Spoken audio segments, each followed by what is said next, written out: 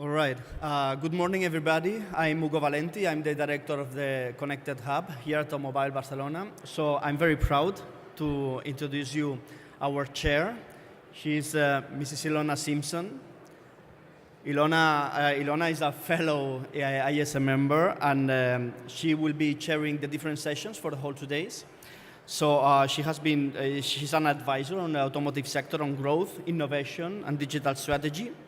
She's a member of the advisory board at Brightbox.com, a connected car scale-up co-founder at Automotive I.O., an autotech think tank, and former global CIO of Aston Martin, CIO UK at Porsche, VP IT at DHL Innovation and Fast Growth Division. So Ilona, I leave it up to you from now on. Thank you very much. Thank you very much. Hugo, thank you very much. Good morning, everyone. Having spent 20 years in technology, and most of that time in automotive sector, I've always thought one has to bring the two worlds together. So Hugo, huge compliment, fantastic event, an idea to bring technology event in the frame of a major motor show. I look forward to 2 days packed with inspiration, food for thought, insights from leading experts in automotive and technology. And one thing that brings all those people that they have in common, that brings them together, is a passion in and commitment to making a difference in the automotive sector through the means of technology. So Hugo, thank you again. Thank you for this event. And I have a great pleasure to hand over to the first roundtable, which will be opened by Francisco from KPMG. Thank you.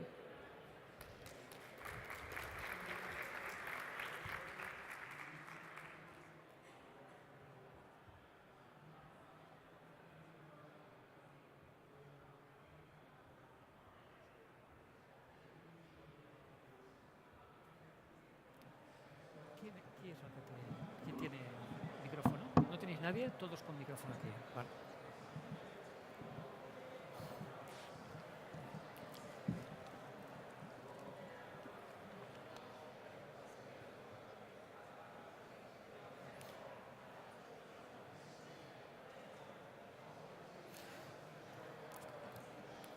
Good morning.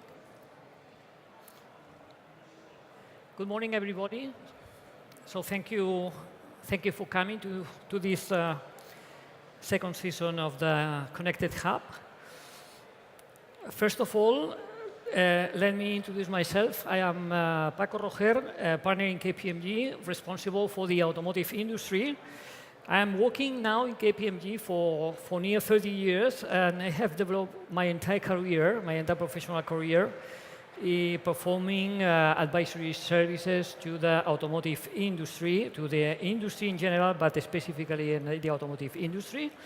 And since the year 2012, I am also the country responsible for the automotive industry in KPMG Spain. Let me also thanks to the Barcelona Automobile Connected Hub for the invitation to KPMG to moderate this very, very interesting roundtable. We have to talk about new business models in collaborative mobility, and I think that is a very, very actual topic that is in the newspapers every day, and in my point of view is an activity already disrupting the automobile market, and will be very interesting for all of you, for all the audience. Thanks also to all of you. I hope that the interventions and views of our 4 top executive speakers relating to this collaborative mobility will clarify doubts and concerns relating to this relatively very new activity. That's my expectation, and I think that we will go that. I have prepared a very, very short introduction about this topic because I think that it's very new and I think that it's very interesting to know something else about that. So everybody can easily come to the conclusion that to own a car today, in a traditional way, is an economical decision if we consider that the cost of the car, the fact that the car lost 11% of the value the first day that you buy the car, and the fact that the 96% of the time the car is parked in the home of the owner or in the workplace. For this reason, we everybody, so citizens are not surprised that to meet the mobility needs of citizens appear new business models. We seek to make mobility a faster, easier, and more accessible services. These new mobility services are very varied, but can be grouped in different activities, as could be the car sharing. We have listened about a lot of things about that: car sharing, carpooling, car rental for associates, mobility service on demand, rent of special vehicles, super compacts, 7 seats, limousines, etc., etc., etc. All of these are new activities around the collaborative mobility. In my opinion, the potential growth of this type of mobility services is enormous, especially in view of the increase in urban population density, the growth of megacities, and the continuous restrictions on road traffic in city centers. It is an irreversible fact that the so-called first world is moving towards a strengthening of all its environmental legislation in search of a more sustainable development, and this strong pressure by the regulators will be one of the key factors that will support the future development of these emerging new mobility activities. Some figures to understand how big is the topic that we are talking about. In the year 2014, there were 4.8 million car sharing users in the world. In the year 2015, 6.5 million, so it's plus 35%. In year 2016, 9 million is plus 38%. And in the year 2017, the expectation is to arrive to 12 million, it's plus 25%. So there is an estimation for the year 2020 that in the world will be 26 million of car sharing users. So I think that the growth is very, very clear, and the opportunity for this new business are warranted. Another drive for this disruptive change is the fact that we have to have in mind that there is a clear risk that the new generations, current young people, millennials, Y generation, etc., will show a change of attitude and priorities when deciding whether to buy a car or not. Recent KPMG Global Automotive Survey already anticipated this change in our priorities for the young people. So after this short introduction, I would like to present to all the speakers in the round table. You will see that all their business and professional histories are very, very short and very, very successful in terms of growth in the number of client users of their respective service and the growth in the value of their different startup business. So starting from my right, Mar Alarcón. Mar is founder and CEO of SocialCar. Mar is benchmark in collaborative economic and sustainable mobility. She is founding member of Sharing España and part of the Interdepartamental Commission of the Collaborative Economy of the Government of Catalonia.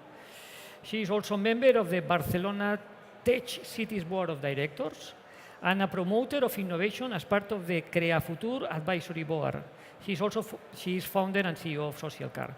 SocialCar is one of the leaders in the private car rental platform business in Spain. It allows, so SocialCar allows people to rent different kind of vehicles, cars, vans, or roads, or sport vehicles, connecting the owners with the clients who wish to rent them. Founded in 2011, SocialCar was a pioneer in offering the service in Spain and is currently the first operation in the country. Has a growing community of 150,000, if I have the right date, 150,000 users. Thank you for coming, Mar. At the right of Mar, we have Paulin Dementhon. Paulin is founder and CEO of Drivy. Paulin is the founder of Drivy, the European leading peer-to-peer car rental platform and application. Graduate from HEC in the year 2002. He started his career in the sector of container shipping. He held a regional director position in Marseille, Hong Kong, Sao Paulo. He back to France in 2009, decided to fulfill his ambition. Found his own company. Paulin started creating a carpooling service without any knowledge of the web. After 1 year of learning, he finally decided to devote himself to the rental of cars between individuals and launched Drivy in the year 2010. Drivy is the leading car rental marketplace in Europe. The service allows its users to rent people cars everywhere, where it is to go away for a weekend, attend a business meeting, or to cover any other need. Drivy has recently launched Drivy Open, a technology that enables people to open cars with their smartphones and carry out self-service rental. Created in 2010 in France, Drivy now also operates in Germany, Spain, Belgium, and Austria, with a total of 40,000 car rent, and 1.2 million users. Thank you for coming, Paulin. It's a pleasure to have this roundtable with you.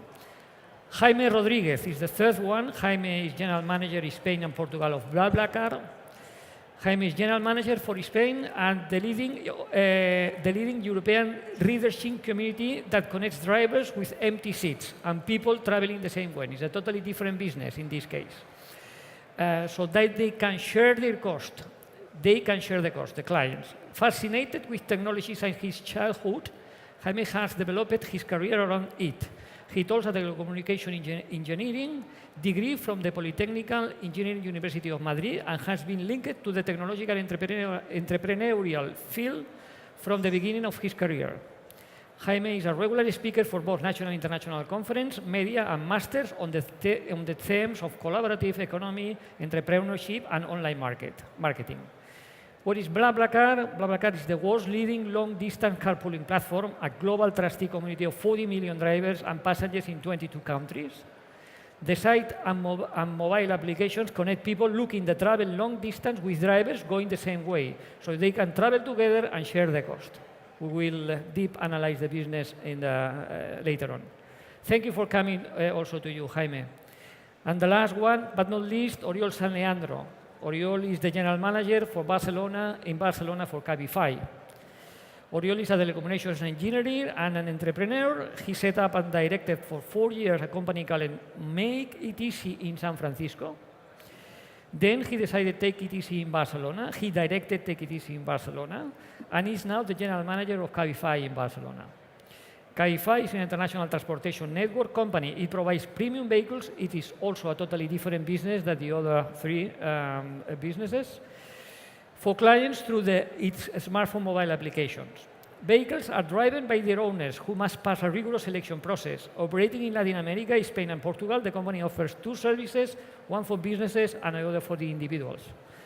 Cabify operates currently in Mexico, Chile, Colombia, Peru, Brazil, Panama, Ecuador, Portugal, Spain, Argentina, Dominican Republic, and Uruguay.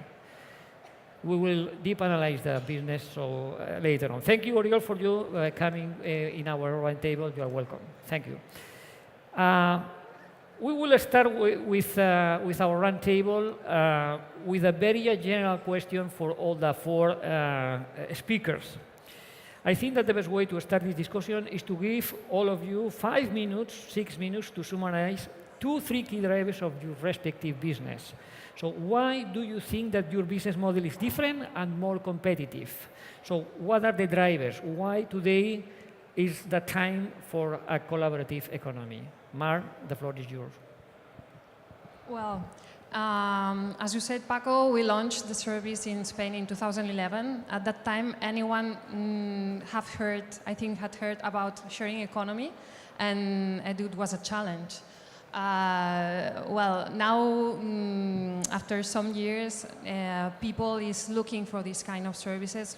People is looking for flexibility, for services on demand. Everything is on our mobiles, so this also SocialCar or all of other platforms that are here on my side, our services more and more growing so fast, because what we want as citizens is to have access to everything. In our case, I think that we are disruptors on the concept of ownership of the car.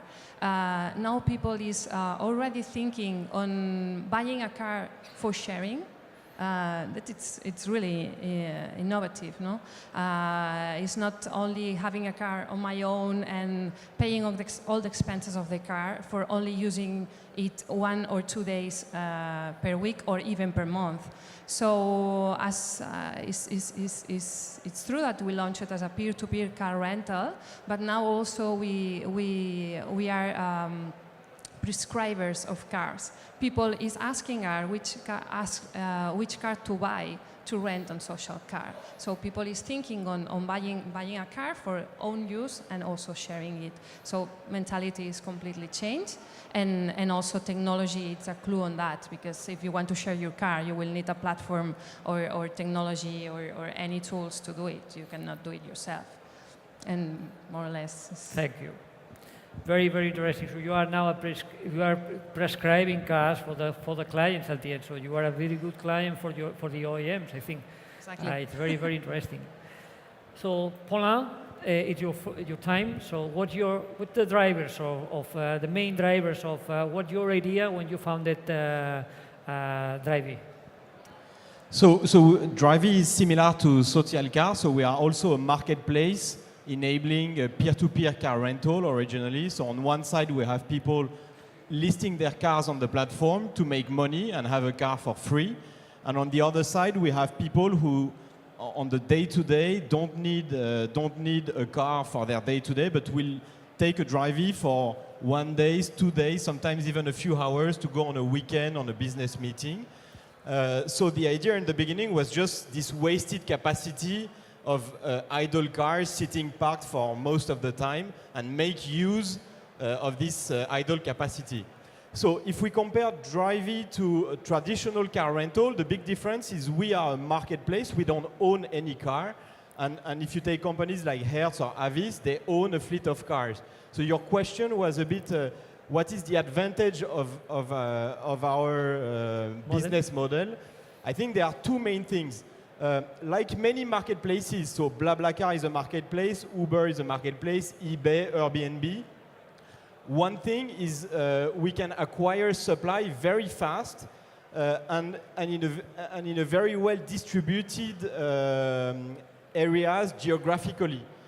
So it means, for example, on Drivy, every day we have 300 new cars signing up on the platform in Europe. So we are based in France, but also in Germany, Spain, and more countries. So every day, 300 new cars coming to the platform. So it's like opening every day 10 car rental agencies. And what is good about that, of course, is the scale of the growth, but also the fact that we have cars everywhere, so we have proximity. And for car sharing, having walking distance cars is absolutely critical, because if you can walk to the car, then it's very convenient. So that's the first thing, is being a marketplace to deliver proximity by scale. The second thing is that, so compared to traditional players, we are a software company. So we are close to 100 people now, and we have a software culture, like I guess all of our companies here.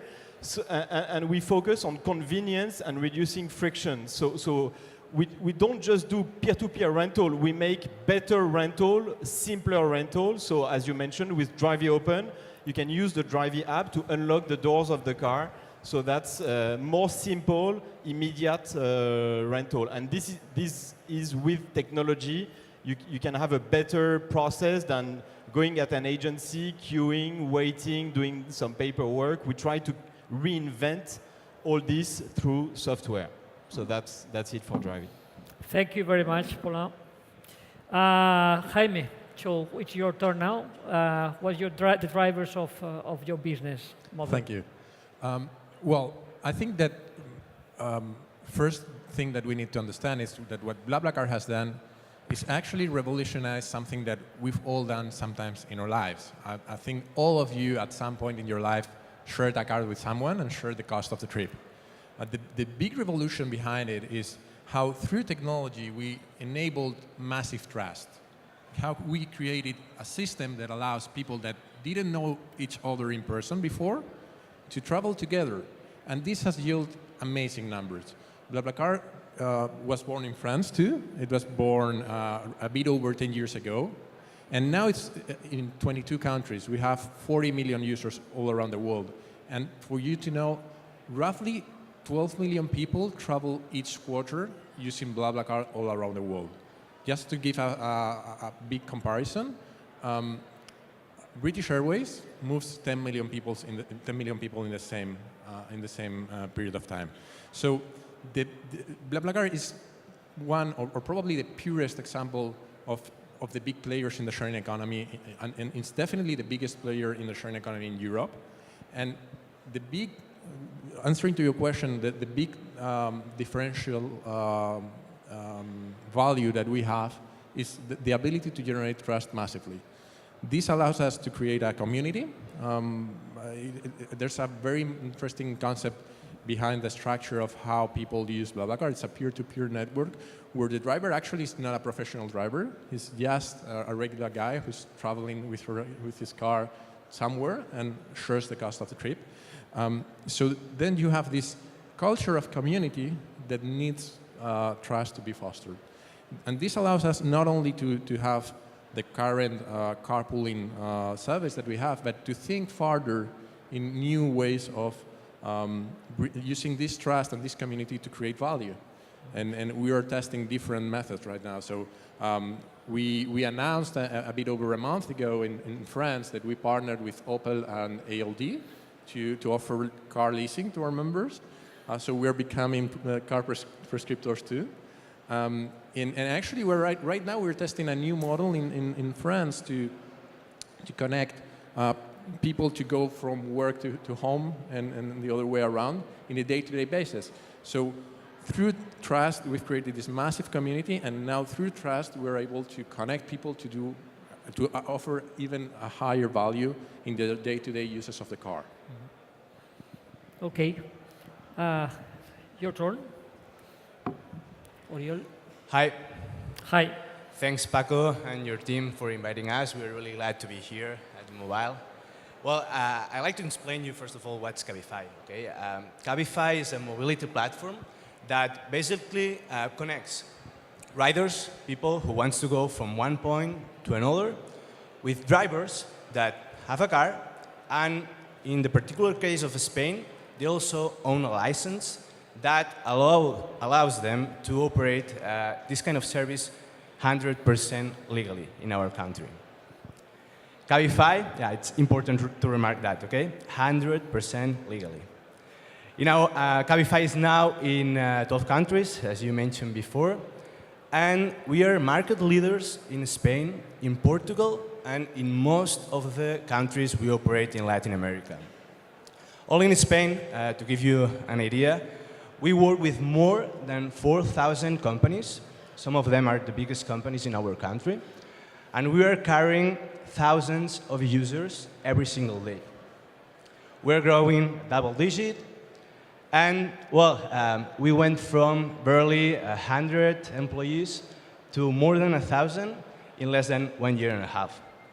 So, well, maybe here the question is, how did we get here, right? How we do this? It's pretty easy. We just ask the market, what do you want?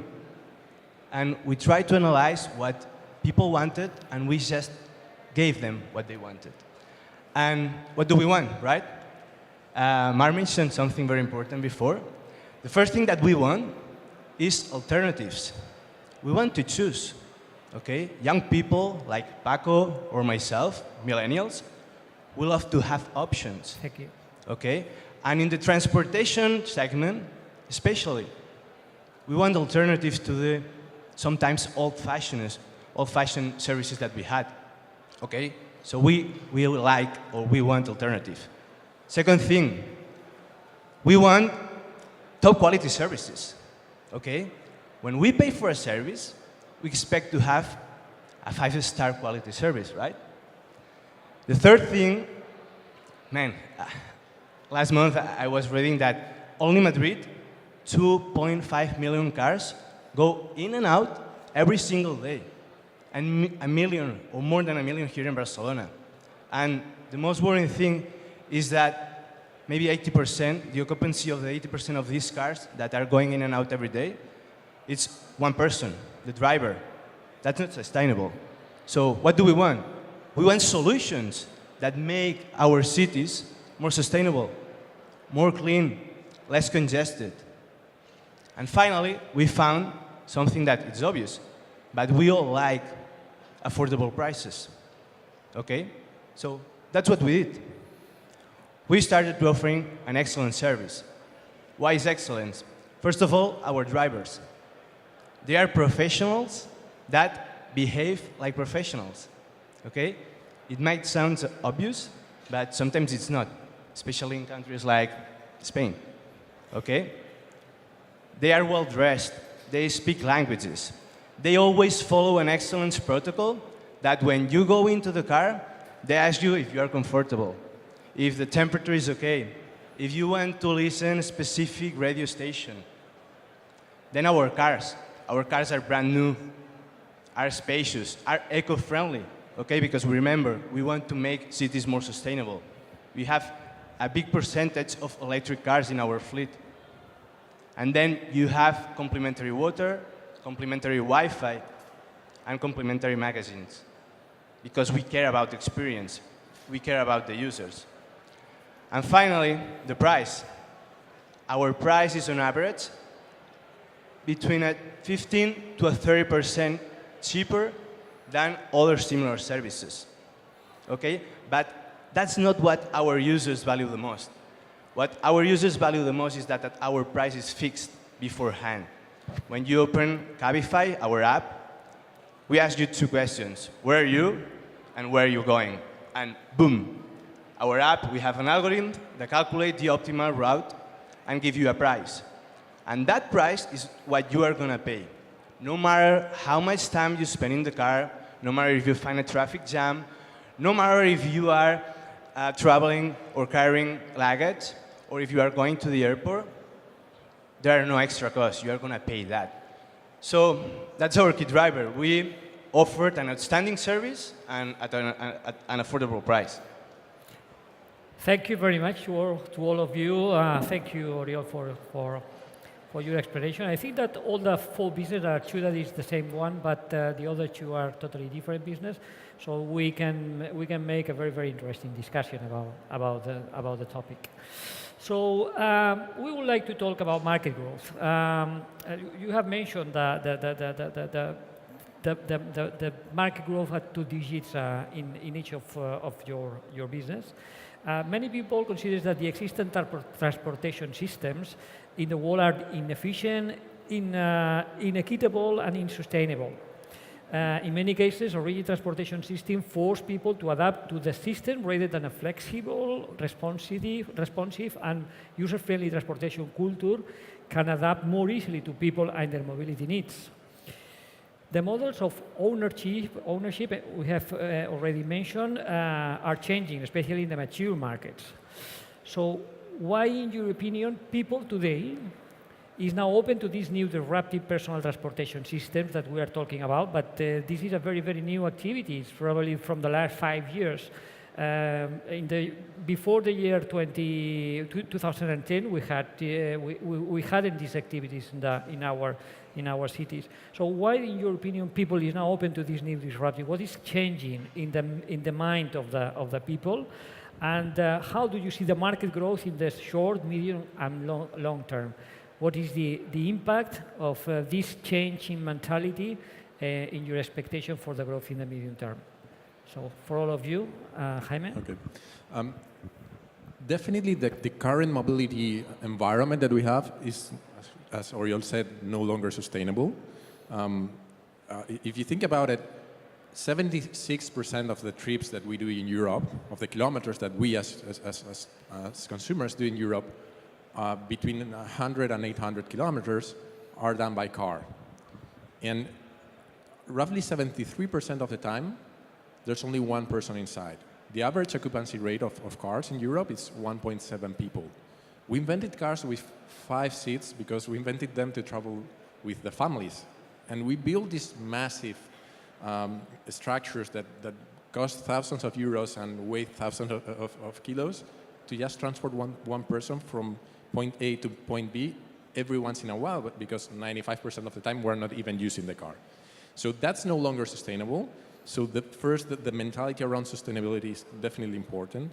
Secondly, we actually, for the first time in history, we have a computer in our pockets that allows us to connect instantly to everything.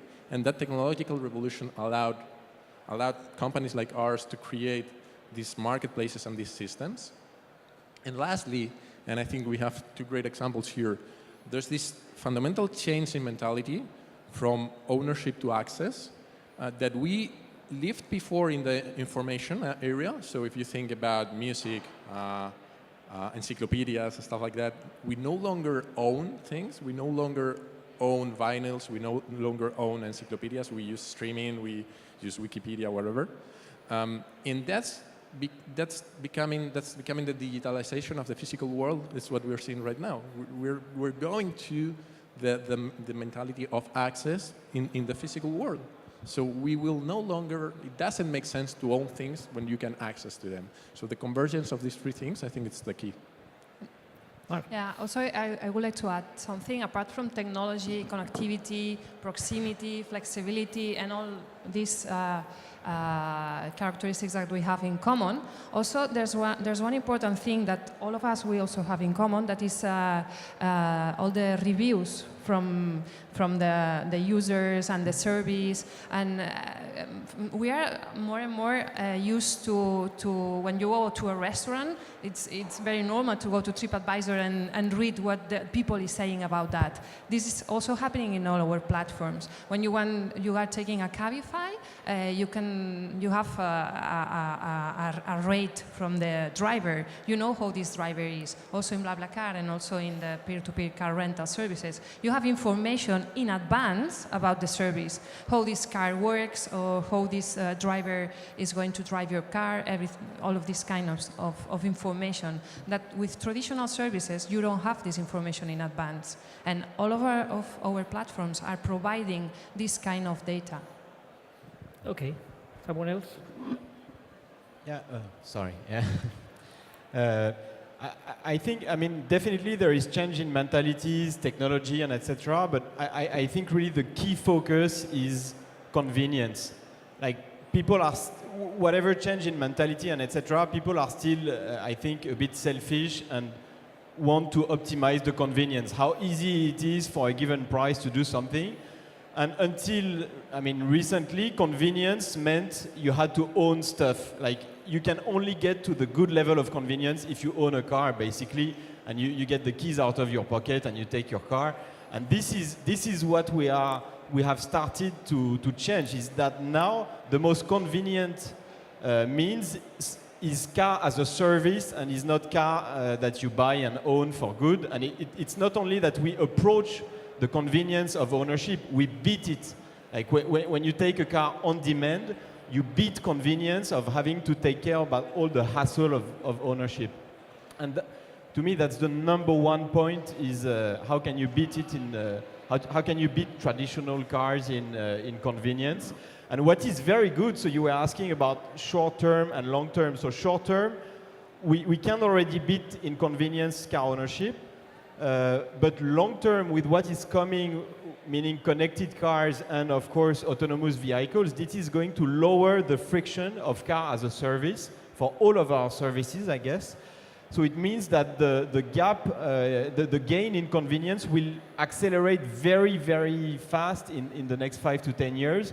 And that's why all the industry experts predict this massive advent of car as a service, is because what is coming in terms of technology is going to facilitate it much beyond what we see today. Okay. Yeah, I totally agree with you guys. I think that the concept of ownership is changing. You know, right now I think that we don't care about owning a car or a house. So many years before, it gave you the status. No, I own 2 houses and 3 cars. Right now, I don't care, because we want to choose, and we are global. Today, I'm in Barcelona, but I don't know where I'm going to be the next year. So why do I have to own a car? Why I do have such a big investment if I don't need it every single day? If I have to pay for its maintenance, if I have to spend time to park it or to find a spot to park my car, we don't care about that. So this is changing a lot, and we're going to... I fully agree with you that that one of the key things, I think, is the mobility of the people, that today is totally different than 20 years ago. And now today you are working here in Barcelona, next year you will be probably in Colombia, and in this situation it's very difficult to have a car in property. So it's better to share a car and to use a car in these different business models. Okay. Maybe just very quick thing, just to close the loop on what he said, because I couldn't agree more. Definitely convenience has been the driver, and we've surpassed the regular convenience level of what we were used to. And I think that not only technology is going to take that farther, also we are all marketplaces, and as we grow, the liquidity behind it grows farther, and we are able to serve better even the longest tails needs of people. Just to give you a very quick number, 2/3 of the offer of BlaBlaCar in Spain, like the offer to travel from point A to point B, has no equivalent in traditional transportation services. So as networks grow, we're able to offer an even more personalized service to each of the users. Okay, next question. I would like to talk about client needs. There are different client needs to cover from different services. Business models, it is not the same mobility needs for a city center, for example, or a long intercity travel distance. The mobility needs for business are also different from the mobility needs from particular reasons. If you are working or you are in a holidays movement. Are your business models, so we know what is the traditional business very, very well, but talking about your business models, are your business models adapted to all these different circumstances, or will be adapted? Are you very close to the clients in order to understand which are the client needs today? Do you have different answers, solutions? I think that Paulin has already commented that they are trying, or you, Jaime, trying to make a different services for traveling from the workplace to home, etc. So can you adapt your business model to these different client needs? So who wants to answer? Yeah, we definitely can with that, and we have to do that. As I said before, we need to listen to our customers, and we have a lot of data to do so.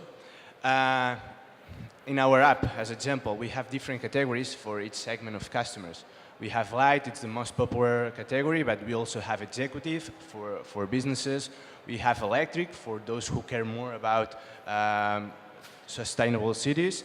And we always are opening new categories based on what we hear about our customers. As said, Cabify, and I think that all of us, we're mobility platforms in a wide sense. So today we are moving people by car, but we don't know what are we going to do tomorrow. You know, if people want electric bikes, we're going to give them electric bikes. So we have to be aware all the time and expectant to what happens in our cities. But yeah, definitely we need to hear our customers' needs. Thank you. Mar? Exactly. As a disruptors, our mission is to adapt to new things. And also, I think all we do the same, but we listen our users. We are all the time getting feedback from our users. So it's what I said before. We are now selling cars, not because we want to sell cars. It's because our users ask us to buy new cars or which car I have to buy. So you have to adapt to what your users are asking for. And I think that we are quite flexible and fast on doing that. And it's our job. Yeah. Paulin. So we are a marketplace. So we have the demand side and the supply side. So the demand side is the customers driving cars. So here, very naturally, like any car rental, we have business customers and private customers. We started with private, so it's bigger, but you can also take a Drivy for a meeting outside of the city. Drivy is not for inside the city, then you would take Cabify, but if you go outside of the city, whether you are business or private, you can use it. And also on the supply side, so the cars that we have on the platform, we started only with private cars, but now we also have small businesses running a fleet of 10 cars on Drivy. So on both sides, supply and demand, we can accommodate business or private people. The importance in the end is, again, the quality of the platform, the convenience, the insurance, the trust that you can build, and then any customer can fit on both sides of the platform. Well, on our side, we're pretty much focused on the private sector, not much the business side of things, because we, as I said, the driver is not making a profit, and how the trips are pretty personal, actually. But I think what we all have in common is maybe two things. One is we are all very lean structures. We're very small companies that adapt pretty fast, so have the opportunity to launch new things pretty fast. And second thing is that it's very interesting that all of us are quite complementary.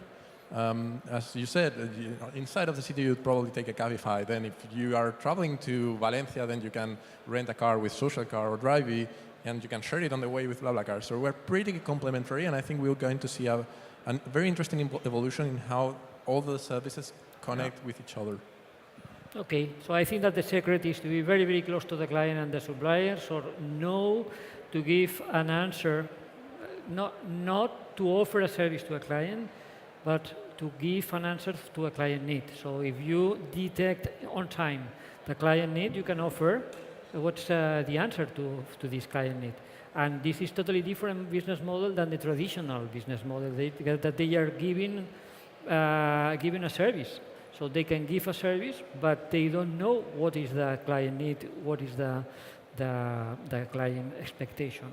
And at the end, you are also, that's my feeling, you are also creating demand, because in sometimes you are offering some needs that you know that the client wants, but the client has not think about that.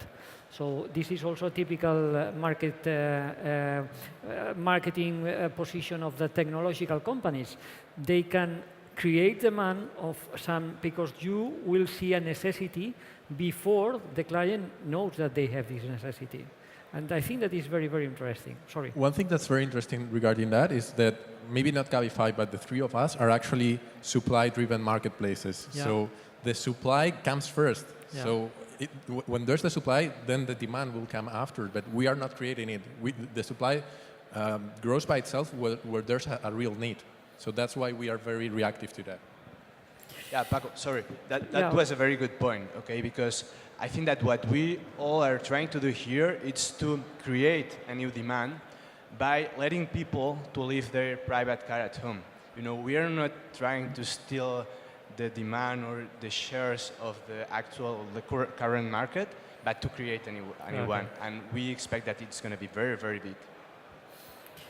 All right, so let me talk about innovation. I think innovation is one of the key drivers also for your business. For the expansion of these new activities linked to the collaborative mobility, I think that the new digital and technology developments, as I thought, all geographic information systems, GPS, Google Maps, Google Earth, social framework, applications, Internet of Things, etc., Google Earth, connected cars, self-driving cars, so are one of the key drivers for all your business. So, as an example, I have talked with you before this roundtable. Drivy is currently using a technology we have mentioned before, which allows the clients to open the cars from an application of their own smartphones. So, Paulin, this is a question to you. Why this technology is important for your business, and how did you develop this technology? With internal resources, you have been reacted with technology that already existed before. So ever since, I mean, when I launched Drivy 6 years ago, from day one, I had this idea that one day, instead of having to meet the driver and the owner of the car, we could be able to access the car self-service. So I've always had it on my mind. So do like a Zipcar kind of service, but with any car on our platform. And so, and this, we started working on research and development 2.5 years ago, and we launched it 1.5 years ago. So now you have around 20% of our rentals of people who access the car self-service, which again comes to the convenience thing of making it easier, because you don't have to plan a meeting in the beginning and at the end of the rental, so you don't have like the traditional car rental hurdle. And so how did we do it? Since car sharing already existed, so we took the device, we sourced a device that already exists, but what we've built is all the platform for the digital handshake to make sure that the right person has been verified, has been vetted, is allowed to drive the car, and then make all the check-in and check-out process so that it goes smoothly.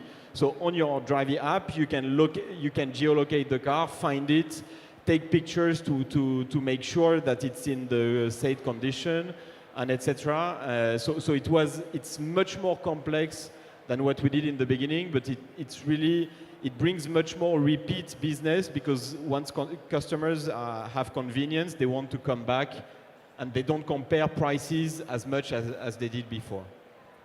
Okay, and for the rest of the speakers, what's your expectation about the future developments and the impact of the new applications in your own business, if any?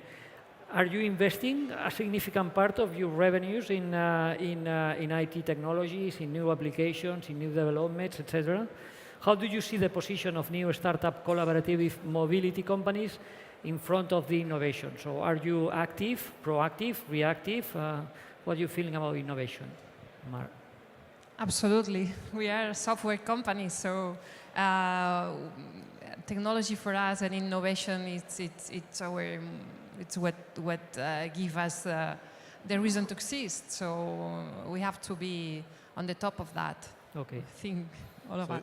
It's been quite interesting for us. I totally agree. It's part of the DNA of all the companies here, innovation. But in the last, I'd say, the previous 3 to 4 years, we were pretty much obsessed with international expansion and how to grow our business, take it farther. At some point, we decided we needed also to re-innovate ourselves, and we're a pretty young company to do that. So last year, we actually created a sort of innovation department, which we call Le Lab. We're a French company, after all. And from this department, we're launching all these new services. So we are pretty much very reactive, pretty much very flexible with our own service and try to constantly think of new ways of doing things differently. Something else? We are data and technology-driven companies, so we couldn't exist without it. Okay. So we have only 10 minutes more of the round table. I don't know if there is anybody in the audience that would like to make a question or to our speakers. So, any microphone?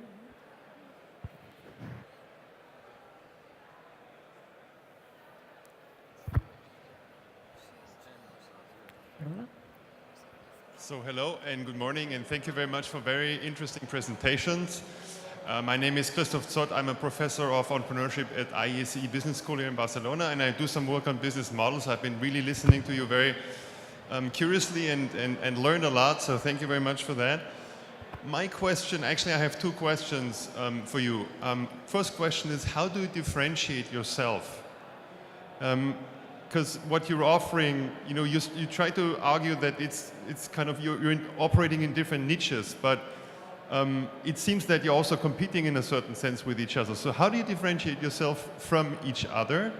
And then what kind of reaction do you get from the big entrenched companies, from the incumbents? So for example, Paulin, you try to put the car rental companies out of business. How do they react? And how do you anticipate you will be reacting to that reaction? So what is your strategy with regard to the incumbents? So it's about differentiation. What makes you special? What makes your business model special? And the second question that I have is about disruption, because you've been talking about how you listen to customers, which is great. But I think it was Steve Jobs who once said, if I had talked to customers, I would not have come up with the iPhone, right? And so there's this question is, how do you really get to a disruptive innovation by listening to your customers? So where do you get the insight from in terms of really coming up with something big? So maybe those are some issues that would be interesting to probe a little bit further into. Thank you. Okay. So relationship, the first question was relationship to car rental, existing car rental companies. Maybe one interesting comment is to see that a lot of small independent car rental companies, especially in France, in our home market, are coming to rent their cars on Drivy. Just as you have on Airbnb, small independent guest houses which are renting on Airbnb. And for example, they come to Drivy because of Drivy Open, because they used to do a traditional agency with the paperwork, and they can have cars with Drivy Open and do the new type of version 2 type of car rental. So actually, the job of a marketplace, which is a software company and someone who owns and runs a fleet of assets, in this case cars, can be complementary. And there are actually lots of partnerships between asset owners and marketplaces. And the other thing is what we already mentioned, the market can grow 100 times bigger, so there is a lot of room and different segmentations also in the types of customers. So that, Yeah. Maybe I think you were also asking about differentiation among ourselves. I think that maybe from the outside you might think, well, these are all mobility companies, and it's true, but all of us actually answer a very different need.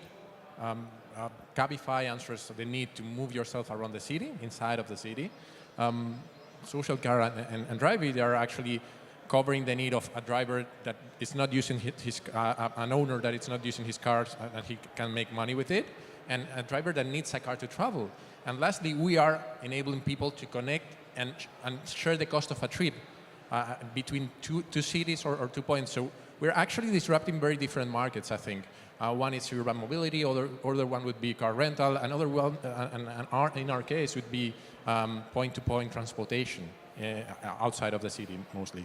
And regarding your second question about innovation, thankfully you can innovate without being Steve Jobs, otherwise it would be very, very hard. I agree with you that probably in the spark, in the first idea, there wasn't that much of listening to the customer, but a pure intuition of the future, and probably Paulin or Mark can explain further because they are founders. But what I think we all meant to listening to customers is more on the execution part, on how to constantly adapt and improve the product so that the product market fit is better, essentially. Marco, do you want to? No, yeah, only to say that we are services totally complementary, and Drivy and SocialCar are competitors, but the market is really big. It's growing so fast, and there's room for two of us. And also regarding the traditional rent-a-car, at least our experience in Spain, they are supporting these initiatives because we are incentivating the people to rent cars. So people is owning less cars. So maybe in the city they are using Cabify or BlaBlaCar to go to A to B, or they are using a SocialCar or Drivy, and when they are on the airports they use AVs or Europcar. So they from the beginning they supported these initiatives. There's no conflict. I think that that for the experts, it's very clear which are the differentiation between all business. I think that the sector today needs to clarify to the general public what is the difference between Cabify, between Drivy, between SocialCar, BlaBlaCar, Uber, etc., etc. It's an effort that you have to do because there are some business models that need some clarification. It's an effort that you need for clarifying. But at the end, when you deep analyze the business, you think. You understand that are complementary, so you can be perfectly a client of Cabify and a client on SocialCar at the same time because there are different needs that they are covering. That's my understanding from out of the And the once you're a user, it's pretty clear to you that there are Yeah. completely different things. Yeah. Okay. Any other question from the attendees? Yeah. Here, and we have another question there. Ian Adcock from Car Magazine in the UK. Two connected questions. How do you address the challenge of insurance if you are taking a third party in a car which you're effectively part hiring? How is that affected? And secondly, how do you address the security issue between the hirer and the driver? Well, regarding to insurance, we didn't launch it without having the right insurance for this. I think that we obliged to innovate, to make the insurance companies to innovate. At the beginning, it was very difficult to find the right product because it didn't exist. But finally, we achieved a product, the right product for this business, and the insurance companies, they changed a lot from the beginning. And now we have a very flexible and convenient product for private owners renting their cars. So now it's not a problem. And also, what was the other question? Security. Yeah, it's about security. Is a little bit related with the thing that I explained before about ratings. Also, we are a community that it's auto-regulated community. Users they leave a review on the cars, the users. Everything is on there, and everything is totally transparent. And if someone is not doing a good use of the car, is going to be reflected on the platform. So if someone is asking to rent your car, you have information about this guy, this user. You know what he did before, and this is a system that it sounds rare, but it's very powerful. The reviews on the users, the online reputation. No? It's very useful on terms of security. Sorry, but we have only 1 minute more, and I have receiving an advice that we have only 1 minute. If you want to add something else, because you have only one question, 1 minute for one question.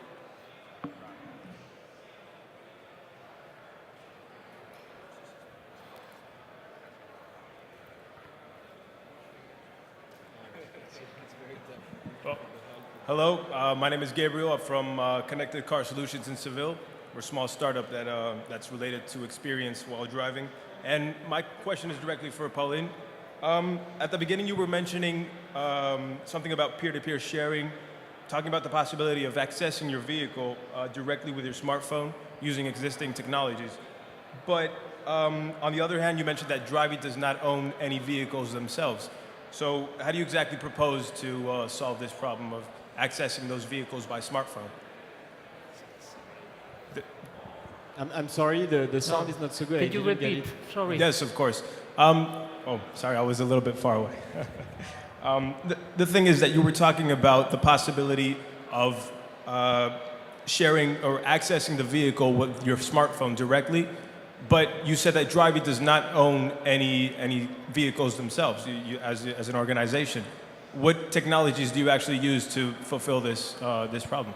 So when you list your car on Drivy, you can apply to have Drivy Open installed in the car. So and then we will send someone to your car who will put an IoT device inside it. So it's a device which has GPS, GSM, and etc. And then so we make your car connected, and then people can unlock the doors because your smartphone will communicate with the device that we have physically installed inside the car. So you have to modify the vehicle for it to work. Yeah, it's a light. Yeah, of course, we have to physically put a device inside the car. So it's a light modification, just like installing an alarm or a GPS tracker. I understand. All right, thank you very much. Thank you. So that's the end for us. We have now a season of the full-time coverage. So thank you very much to all our top speakers. So Mark, thank you very much for coming. Paulin, thank you very much. Jaime and Oriol, thank you for coming with us. And I think that it has been a very, very, very interesting season. Thank you. So thank you to everybody.